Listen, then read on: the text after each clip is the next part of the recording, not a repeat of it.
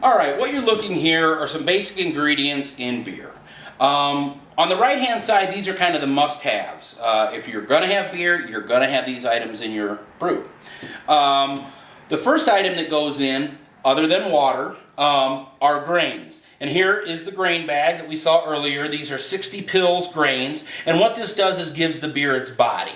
Really what body is it's like the difference between drinking like a wine spritzer and wine. If you drink a wine, you feel it's a little bit more coating on the tongue, it's thicker, whereas the spritzer is a lot more thin, it's more water-like. This gives the beer its fullness and its body. You will also need a malt extract. This is like sorghum or more commonly like syrup. What it is steeped grains. Because we are home brewers, we don't have thousands of dollars worth of equipment. You could, but for our purposes, you buy this from a brew store and it is just malt extract. Another form of malt extract is plain dry malt extract. This is the same thing essentially, however, this has all the moisture taken out of it, so you get more of a powdery presentation. You'll also need hops. Now these right here, these are whole leaf hop cones. We just harvested these yesterday. Oh, they smell great. As they say at the Sam Adams Brewery, hops are to beer as grapes are to wine. So these are kind of the cornerstone of flavor when it comes to beer. Now these are whole leaf hops. This is kind of a representation. This is what the bag looks like that you would see pelletized hops or extruded hops. That's more common what you would get in a brew store. The whole leaf hops are a little bit more specialty. Finally then, once all this is brewed into wort, you pitch your yeast. And this is a White Labs. This is happens to be a Hefeweizen ale yeast. And this is about a $7 purchase. You can use it about 3 different times. You have to culture the yeast, and we'll go over that later. But this right here, this is kind of what turns the sweet, syrupy liquid into beer. Some of the other items, as I said, these are essential to making beer. Some of the other items here that you can use for flavoring beer. Orange peels, you only want to use the peels. Nutmeg, cloves, coriander.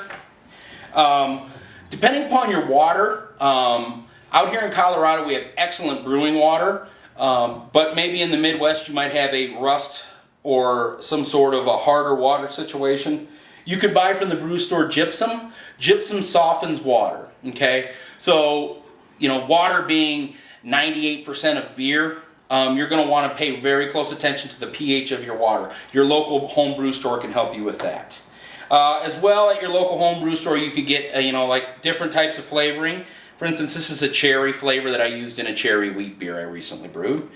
And then, lastly, this is Irish moss. You add this in about the last 5 minutes of the boil, and this just clarifies your beer to get you a good, clear beer.